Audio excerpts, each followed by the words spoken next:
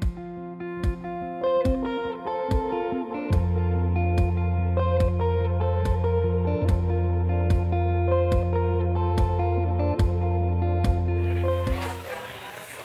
and gentlemen,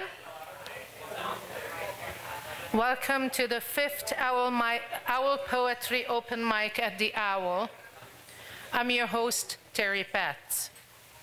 Last fall, I joined a few women, led by Kat Carrisage, for their poetry circle, and I liked it so much, I wanted to continue my involvement with poetry after Kat's group was over, and share our poems with the public. You will see a few of us from that circle. Thanks to the Owl, this is our 5th open mic event here, and it seems like our little group is growing every month. So far, we had 38 poets read their poems, with many of us returning monthly. If this is your first time here, we welcome you and would like you to know we are an all-inclusive group, no matter how experienced you are. A month ago, or 2 months ago, I'm not 100% sure, I announced that I am thinking of putting an anthology together. The vision about the anthology is a little more clear now. I'm looking for about 9 people who would like to participate in it. Jill, Kat, and myself will be heading the project, with me doing the layout, designing the cover, and getting it ready for the press. Please come and pick up an application form if you would like to participate. Everything I could think of is on a paper over here at this table. And Kat has them with her. One more announcement, if you haven't yet, like our Facebook page, Lethbridge Poetry, and help us spread the word by inviting people to like the page. It's also helpful if you share the event. And as usual, I will start with my poems. And after that, we have Ken Sears coming. Some of you might have heard the muse, but it's one of my favorites, and I will read it again. Sometimes the muse comes and lures you to follow her wish, and you say, "Come on, I have other matters to attend," and she lets you do so. She nudges every once in a while with some clever thoughts she wants you to write down. And you like what she says, but you go on with your day. But if you keep ignoring her, after many of her attempts, she uses the force of a child throwing a nasty hissy fit. And you better pay attention and sit down and listen. You don't want to aggravate her. Just do as she says, and no one gets hurt. Then, as you sit and write, she calms down, and her beauty shines with every word that hits the page. And when you are done, and look at what you wrote, you think to yourself, "Why did I wait so long?"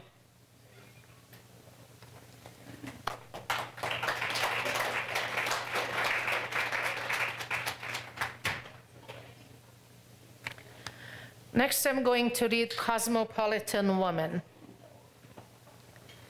She sends some money to Africa twice a year to help the starving poor, and sponsored 5 children from Romania through World Vision.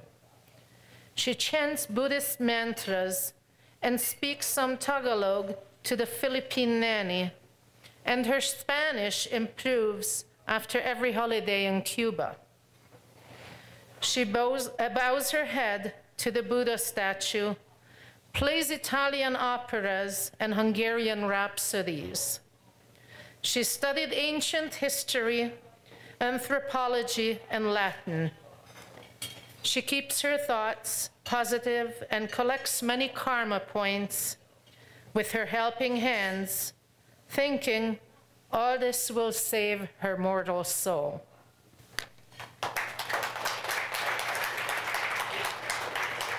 Last week, I found myself on 3 separate picket lines, which is probably at least a recent record for me.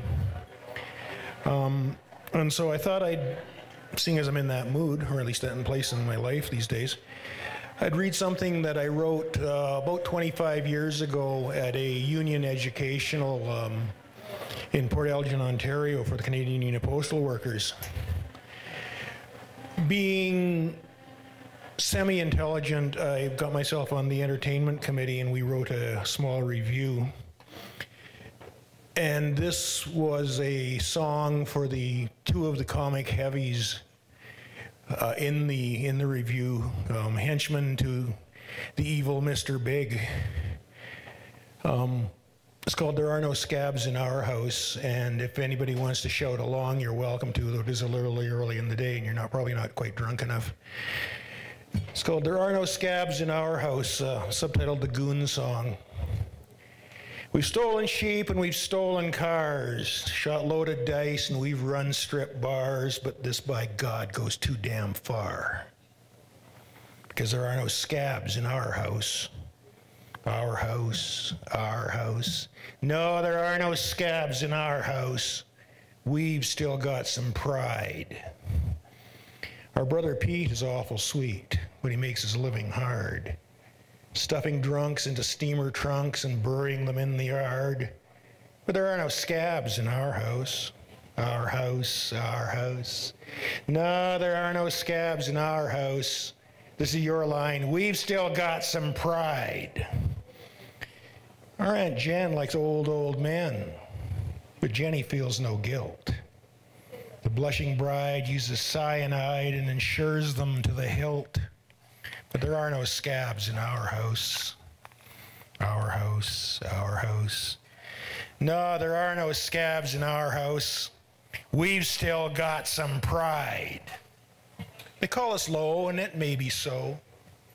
We know we're evil swine. But we'll chew glass and kick your ass before we'll cross that line, because there are no scabs in our house. Our house, our house. No, there are no scabs in our house. We've still got some pride. Last month I was away in Colorado for the full moon. I was at a 2-week training program with the teacher that I've been learning with for the last 8 years, Dr. Clarissa Pincola Estes, who is a poet as well as a Jungian analyst.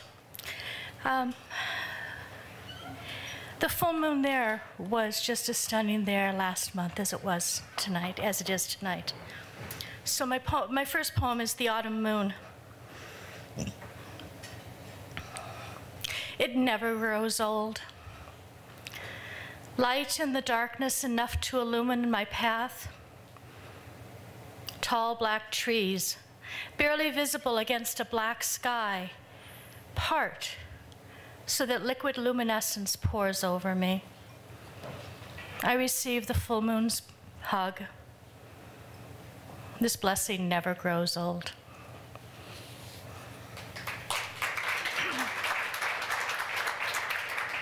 So do some moon bathing tonight.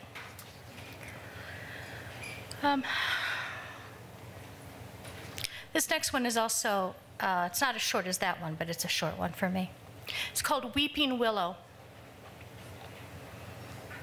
When I lived in the country, I had a weeping willow tree in the backyard. It was a mother tree, nurturing me and everyone else who came to that sanctuary called Sage Woods. Under that willow, I had a swing that could hold 3 of us, or embrace the one of me all sprawled out. Back and forth, a cradle in the woods. I went through a lot when I lived there, and that willow tree witnessed much weeping, cradling a broken heart, a broken dream, When the breezes came, the branches danced and the leaves sang. When the storms came, the branches writhed and the leaves snapped, whips striking the ground, the trunk, the air. But deeply, deeply rooted, with supple, tender branches, that willow tree never broke. It sang, it wept, it writhed, but that willow tree never broke. It sang, it wept, it writhed, but that tree never broke. I learned to be me from that tree. Thank you.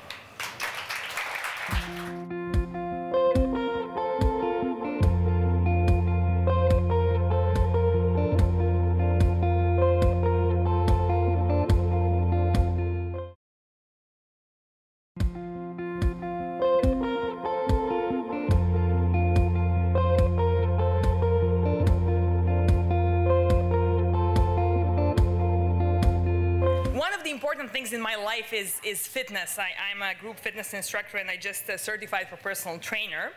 And some of my friends don't really get it, which I also get it that they don't get it. So they sometimes ask me, so what is this about, that sweating in the gym and stuff?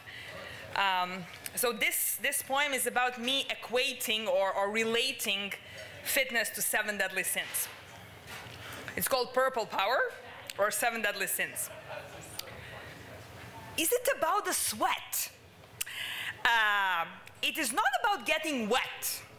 It is about getting rid of all the poison, the distraction, the envy through the sweat. Purification by perspiration. Is it about the strength?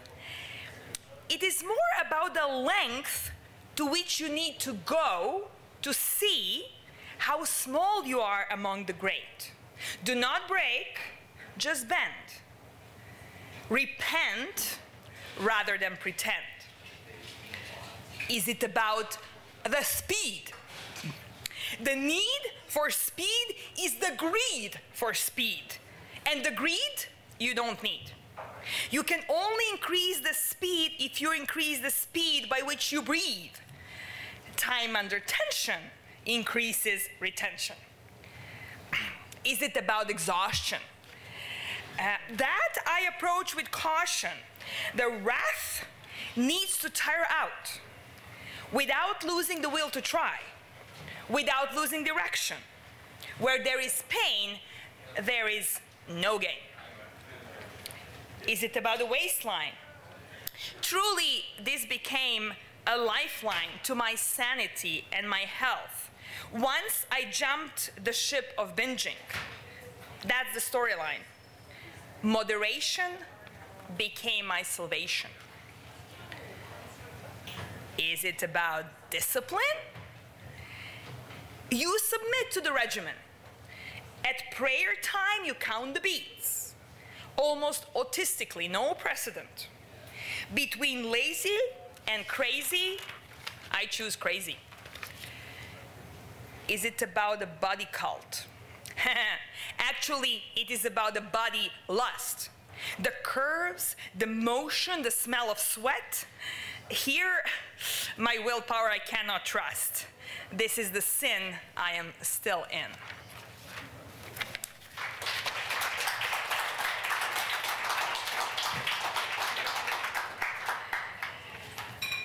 Just before I moved to Lethbridge in August, I was rear-ended in front of Medicine Hat at a little place called Redcliffe. And it was a very scary, physically, I wasn't hurt, but I still look in my rearview mirror more than I look through my windshield when I drive. But it ended well, and it ended well because there was this amazing first responder there. So this poem is called The Officer. I was alone, confused, terrified. You were the first responder. Neutral but pleasant, friendly, supportive. You made me feel much better. You invited me to your truck. Your presence made me calmer. You ticketed the other party. My knight in shining armor. just a slight touch of patriarchy. Today, I grabbed it with both hands. You protected me. I wish you served me. Why did this drop-off ride have to end? I stalked you on Facebook, clearly. I have your name and your ranks. Blonde wife, a high school sweetheart, and 3 equally blonde brats. Yeah, that's pretty much my luck. Fairy tales do not exist. Thank you for your service, officer. Now, who's next on my list?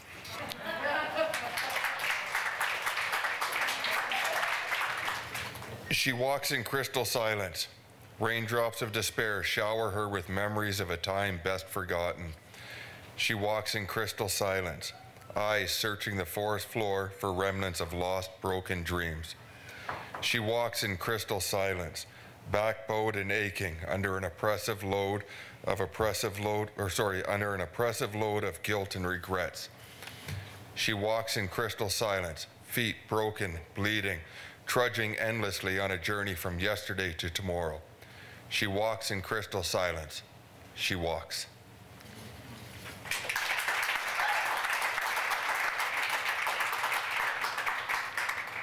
This one's a little bit darker. It's called Running. I'd been cranking for 3 days. 3 days of non-stop stimulation. Hair standing on end, scalp tingling and twitching. Sweat popping out of every pore. Running down my chest so fast my pants were soaked. I felt like I'd pissed myself. Maybe I had. The hair on my arm stood straight up and waved to the same beat that kept my toes tapping despite the desperate outcry of muscles pushed way past any sane limit. The beat that played over and over in my head. 3 non-stop days of iron butterflies in a Gata de Vida, echoing just behind the burning sockets I called eyes. I was due to crash, and crash hard. You can only crank yourself up for so long.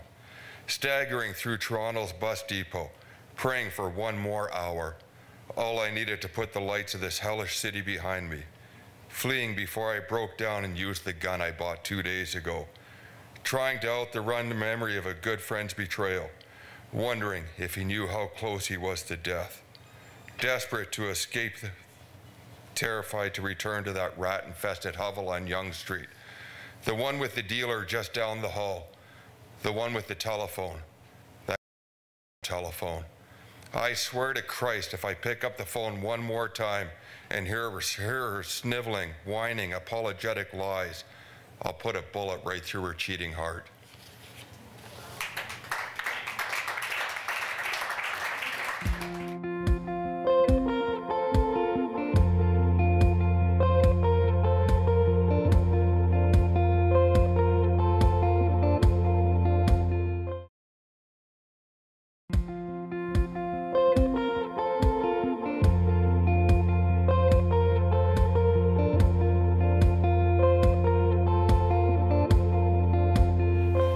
Dedicate the poem that I'm about to read to my wife, who's at home right now, and to my American grandchildren.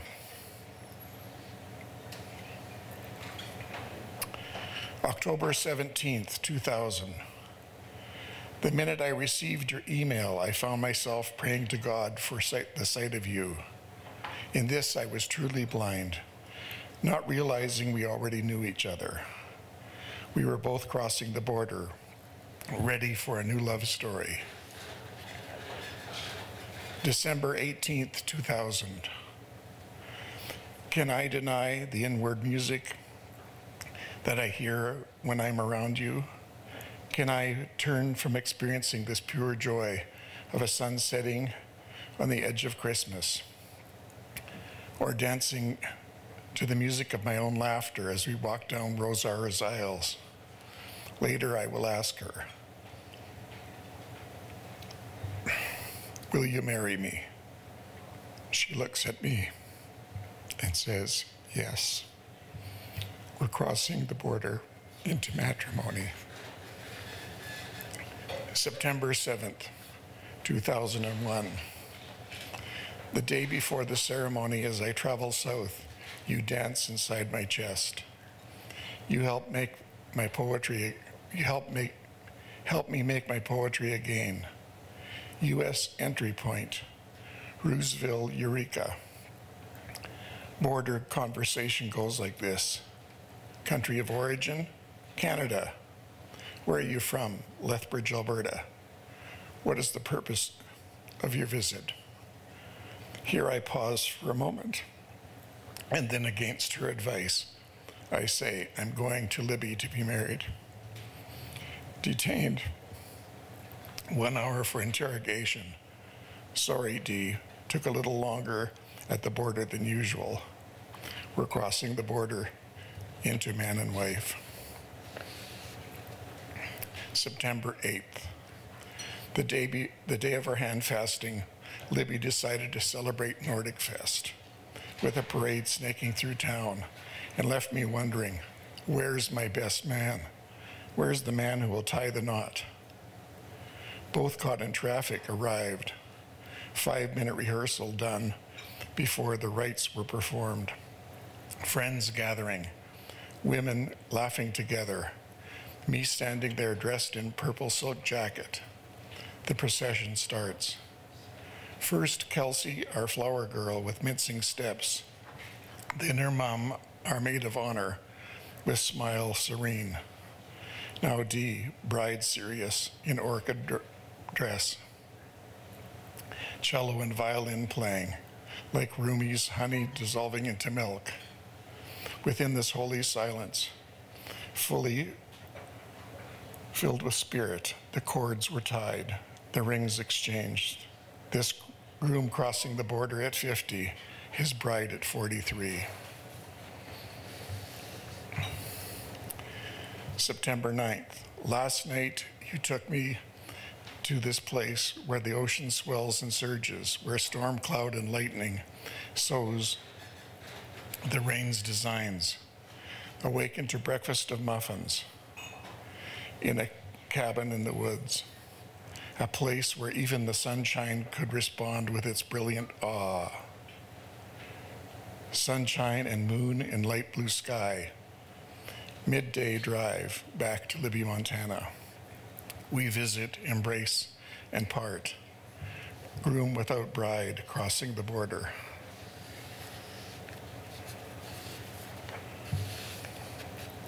September 11th.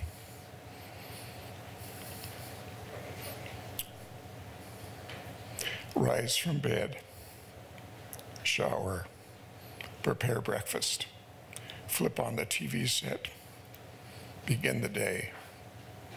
8:45 a.m. Plane hits the Big Apple, the World Trade Center, its deadly destination. Phone D. She says it must be a movie. Still on the plane, still on the phone, 9:15 a.m. Plane shatters a second tower. We pause, gather our breath, and view those collapsing minarets in New York. This aerial act leaving our intellect in ruins, leaving us in total confusion, leaving us to wonder. The border will close. We won't get through. We're crossing the border into anxiety. September 15th, my new wife. You are from a country truly beyond my universe, and yet you wish to journey with me. We begin our trip home. 2 vehicles. In front, we in the T-Bird. Dee's best friend, Bonnie, with her husband, Dane, in the truck behind. 83 boxes and furniture, and we, the earth and ashes, on the deck for inspection. Travel is slow up narrow mountain roads. No guardrails, cliff edge, dropping into valley below. Approaching the border. Mindful of a 4-hour stop, we ask God for his blessing. U.S. Border Patrol waves us through. The Canadians will check you out. In 1 hour, the magic is performed. Interrogation, immigration, integration. Welcome to Canada, the true north, strong and free, were crossing the border and coming home. I want to say that I'm truly grateful for my wife, Dee.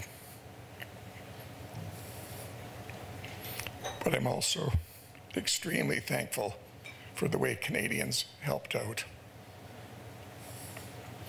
That Gander, Newfoundland, took in Americans plane load after plane load after plane load. You sent me the message over a cold, hard, flat screen of little beeps and blips and dots. Your voiceless words came across, neatly spaced and formed, spelling, "It's over." Your message of little beeps and blips and dots, sent over a cold, hard, flat screen, tore into my warm, soft, pliable self, spelling, "Goodbye." Then came the sound of my voice, sharp screams and cries and moans, frantically spaced and malformed, spelling, "Anguish," and spoke back to a cold, hard, flat screen of little beeps and blips and dots, voiceless words neatly spaced and formed, spelling, "Why?" Thank you.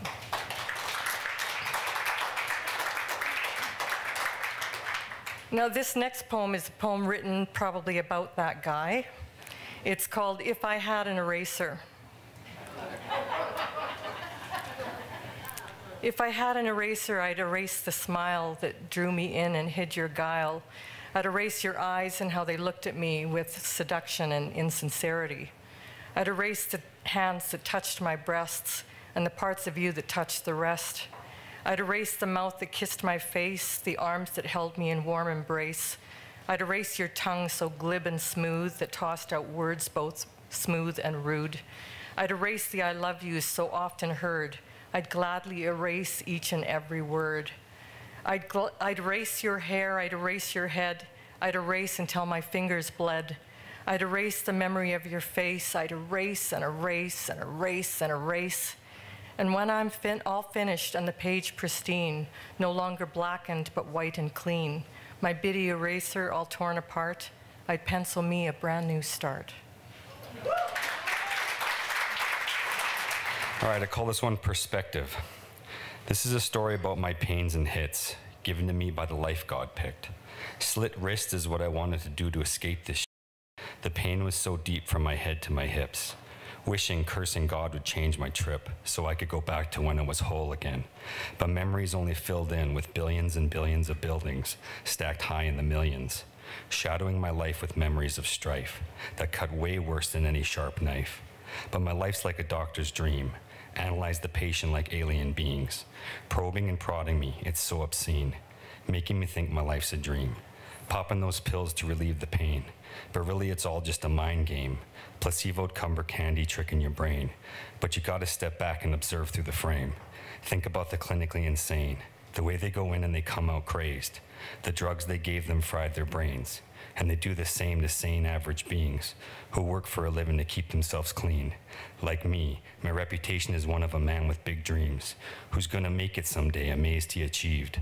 The struggles of my life are hard to supersede, 'cause ever since I was a seed, I knew my destiny. Even though it's hard, it's worth it all for me, to go through all this human pain and suffering, so I may one day walk hand in hand with kings, creating beautiful, amazing, jaw-dropping things.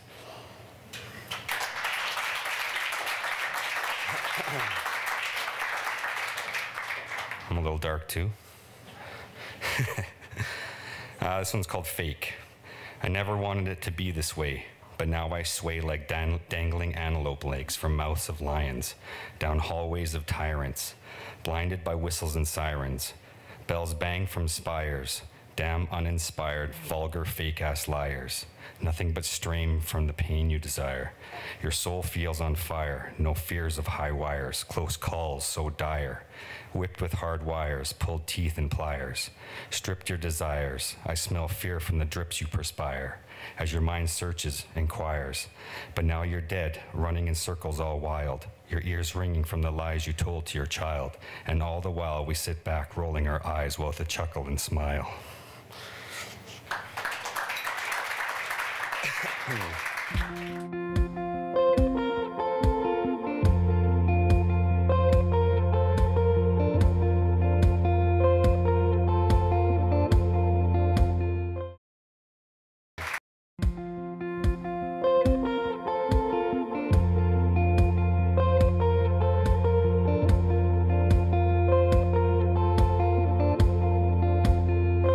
This first poem is called Samhain. I'm sure you know it. It's spelled Samhain, and Dr. Google says it's pronounced Samhain in Ireland, Savin in Scotland, and Samhain in Wales. So since my heritage is Welsh, I'll call it Samhain. And so the year's wheel has spun full round again, and Samhain time is here. By the calendar of half my forebears, this is New Year's Day, the eve of Calan Gaeaf, first day of winter to the Celts. It is feeling very wintry indeed, and I feel the chill of age in my bones. Here and now, of course, it's Halloween, All Hallows' Eve, vigil of the great day tomorrow, the feast of all the saints, the living and the dead. I've made no preparations for the day, carved no pumpkins, donned no costume, put up no decorations. I have no special mask to wear this night. But I have laid in a store of sugary provisions for the excited, becostumed door knockers who will soon be on the prowl before even nightfall has truly set in. We'll turn on the porch light as a sign of welcome, corral the dogs disturbed by this constant assault, and I will sit by the door.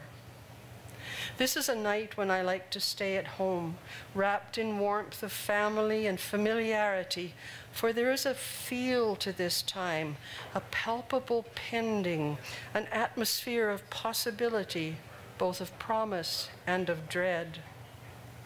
The old ones said the veil is thin this night, a time when the dead are not so far away. I know they are certainly on my mind. I give them thanks for their gifts to me, unknown passings down, and for my life itself. I honor their living and their dying, and invoke their aid and guidance for this new year. And when the traffic at the door has ceased, I'll turn off the light, close the drapes, and with a sigh withdraw to my own place, my own self, my own time, and hope for better times to come in the New Year's turning.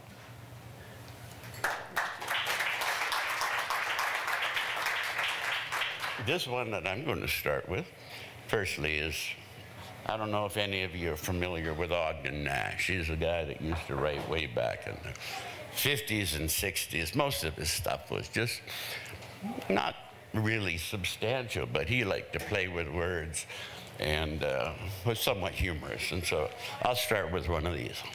This one's called Ruth, Bruth, and the Truth. As a youth in Duluth, Ruth was beyond reproof, aloof to every goof who spoofed her. She'd spurn 'em and burn 'em at every turn, and none of their intentions moved her.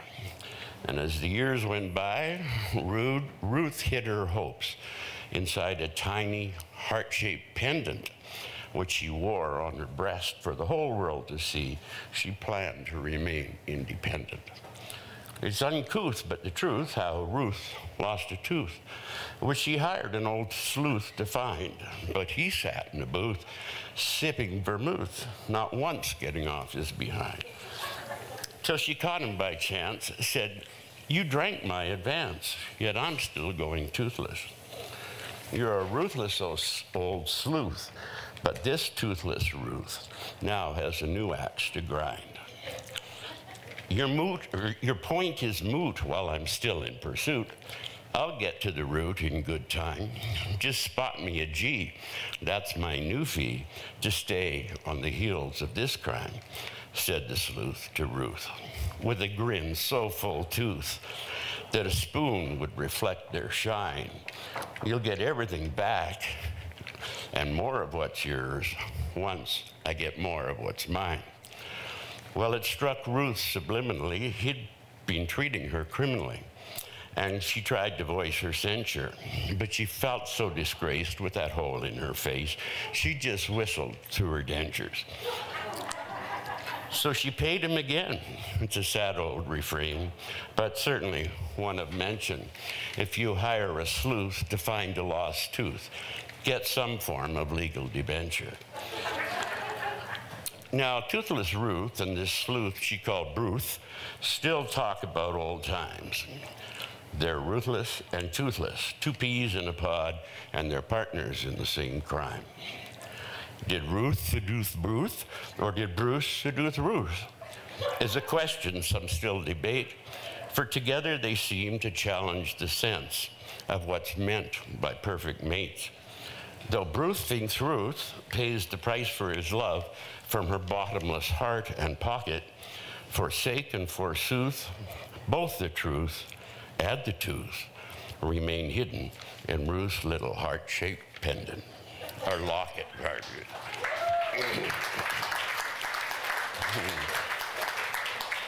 Thank you. This one is on another stream altogether. It's called Transmigration. Making love on the shores of time, where waves of timeless rapture dash the sands as sparks from the blazing fire rise wild and free.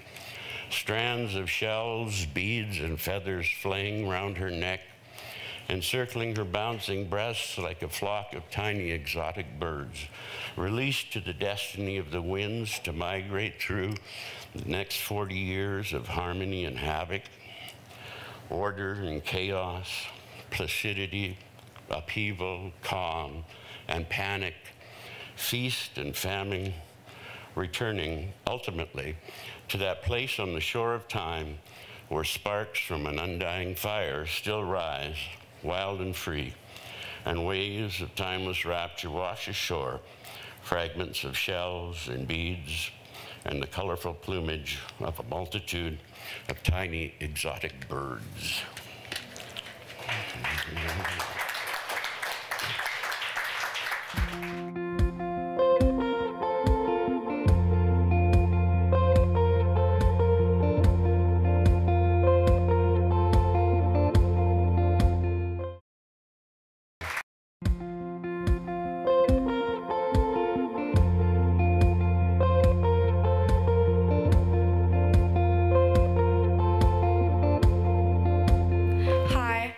My name is Jessica Syratt. I was like, oh, I should probably think of something to say when I go up, but no, I was just really into everyone who went before me. There were some really wonderful pieces. So this first one is called Ghost Story. I'll let you kind of figure out what it means on your own, but yeah. This ghost story is not creaking stairs, flickering lights, inexorable shivers, or shadows in the hall. This ghost story is the dreams I have of you, where your touch feels so real, but I wake up with only my sheets holding me. This ghost story is the brown of your morning eyes, warm, sharp, deep in my morning coffee, and for a tender moment, you're sitting across the table. This ghost story is your favorite song coming on the radio one Monday afternoon, stopping the breath in my lungs, stopping time. This ghost story is your favorite book still bookmarked, your shoes tragically patient at the bottom of my closet, and all I wanted to say sitting like letters never to be opened. This ghost story is finding you in my everyday, and the way it clenches a fist, white-knuckled with grief, around my heart.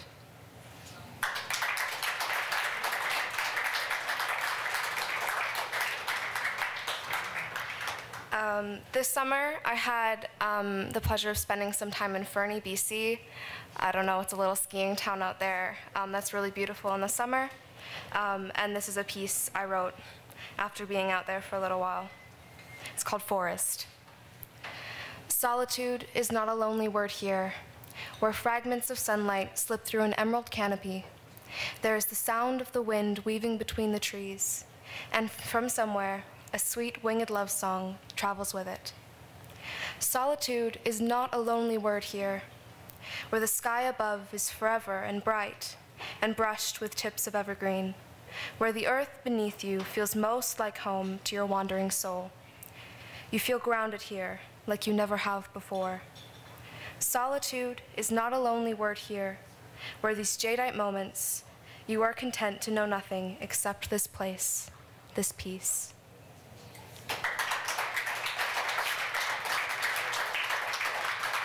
So a little backstory for this is that both of my parents are First Nation, so I'm Métis, although the red hair might throw you off.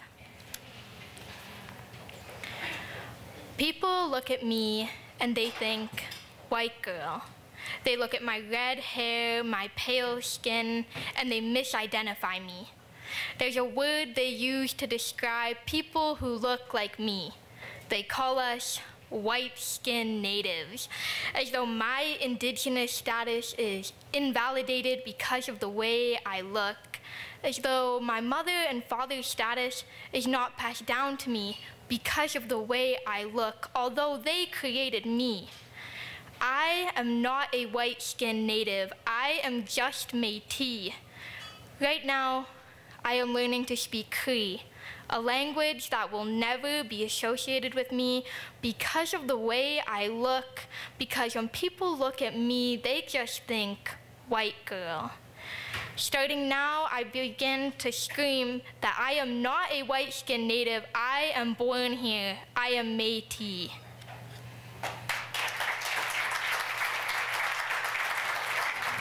Hello. So I actually stopped writing for a really long time, and I kind of only got back into it in September when I moved here. So I've never actually spoken any of my poetry aloud to people. So this is pretty exciting, and if I forget the English language, you know why. So this one is called Nothing. I didn't title it because I'm lazy. The prospect of you and I, roaming spacious halls and 20 empty bedrooms, tilting DuPonts to $100 bills because we like the way it smells.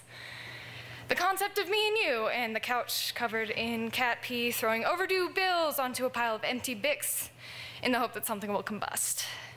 I want to promise you everything you've missed out on, from the blonde head of Barbie to the blue moon of Josephine. I know that compensation is the only reason you stay, and I'll play that part a million times before I let you realize this is it. Because you are the romantic lead. My backrest back when I didn't rest. The spoiled daughter of karma who now relishes in my fortune. If it were up to me, this would be our story. The triumph of adversity glowing over the stars that we no longer watch. But I am not the author of our overwrought plot and the denouement taunts from anon, and through all of this, I do not see you. The tunnel was closed off many years ago, and I am speeding towards it with no e-brake. Jump out while you can, my love. I promise you, you want to miss out on this crash.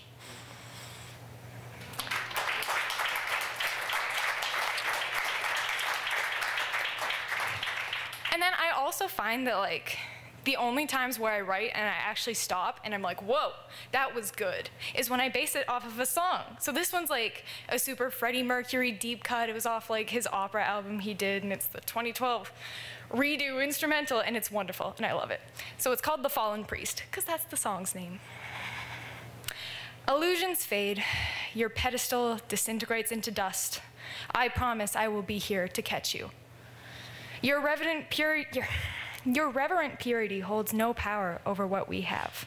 You call it a descent, I call it your destiny. We were meant to be with one another, to engage in every evil you were taught to fear. How can it be sin if it feels this good? You belong with me, no matter what he tells you. I promise I will be here to catch you. I am not destroying your world, I am creating a better one, fixing the shaky and elite foundations upon which you were born. Don't you enjoy having a choice? I've got you caught under my wing, and you've got me trapped in responsibility. The holy die have been rolled, and all that glows in this black room are the snake eyes of Eden. Thousands upon thousands of them regurgitating every thought you've ever had. I was not there to catch you, and I've come too far to feel a thing about it.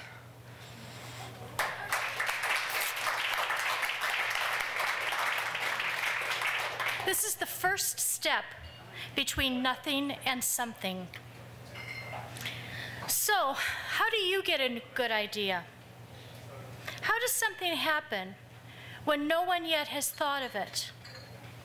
Well, somewhere, somehow, you have to make a space. Our lives are so full, they'll take up everything until there's no room for any new anything. So you constrict yourself just a little. Close your eyes, dream a bit, Let your hair drift along in the cosmos. Perhaps it will catch a wave or a star.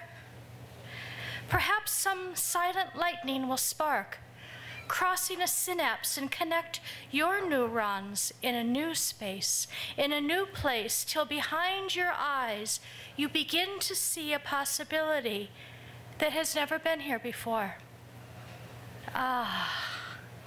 This, the first step between nothing and something.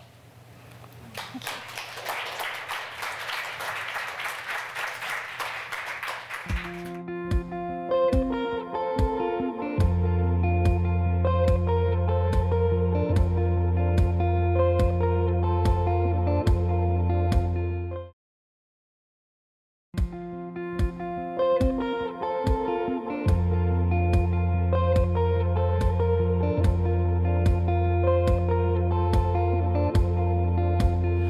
These are two kind of seasonal poems, maybe getting a little late now.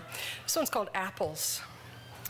Our little apple tree, by that I mean the apples, so not so much the tree, went overboard this year, boughs bowed down by the weight of plenty. We've picked and picked these luscious bites of summer sweet, but scarcely made a dent, and so, as November days begin, there's still a sea of red against the stark bare branches, now mounded with globes of snow. Oh dear, I thought, looking out the door, such a waste. Then, horrified by how human-centered the concept, I countered with, what vile ethic prompted that puritanical idea? Nature did not provide her bounty just for human harvest. The tree, an apple crab, was unknown in ancient times, although of human crafting her genes stretched back long before our species came to be. Birds in unknown numbers will find food in winter's long months to come, and perhaps the deer will feast on fallen fruit behind the fence. I have no need for guilt, remorse, or self-recrimination, just wonder at nature's beneficence, aware that we humans are but a small part of her interwoven web.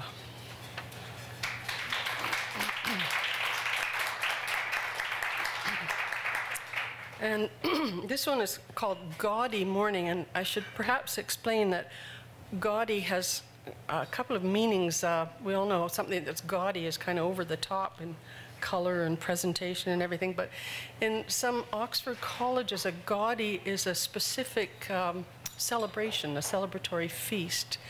And it comes from the Latin word gaude, which means to rejoice, to celebrate. So this is called Gaudy Morning. If I were to see this scene on an artist's canvas, I'd say, oh no, it's utterly unnatural.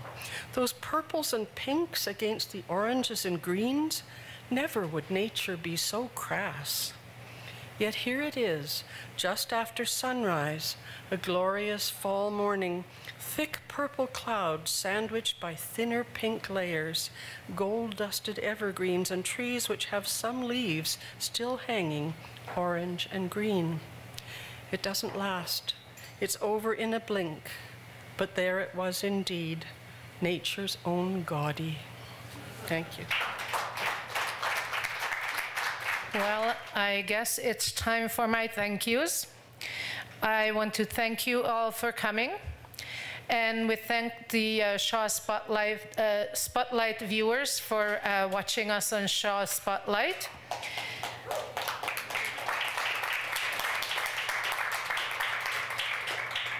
Many thanks to Ryan for coming and taping us almost every time, except the first time when he was away.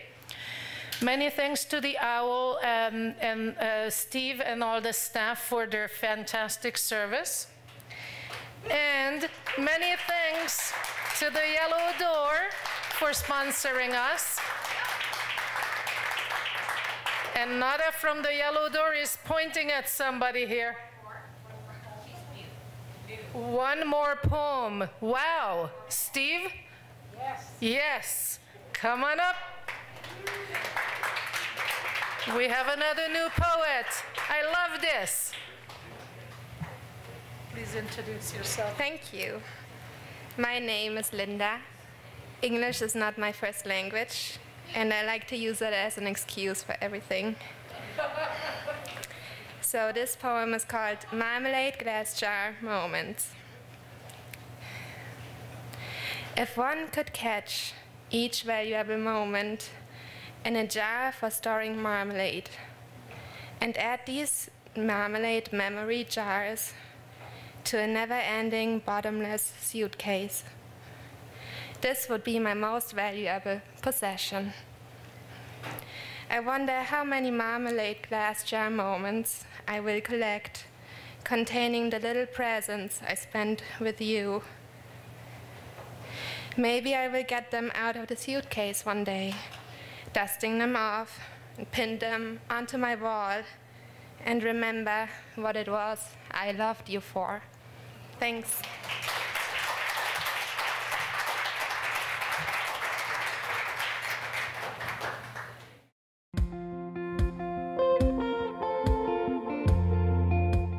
Owl Poetry was sponsored by the Yellow Door, 1117 3rd Avenue South, Lethbridge.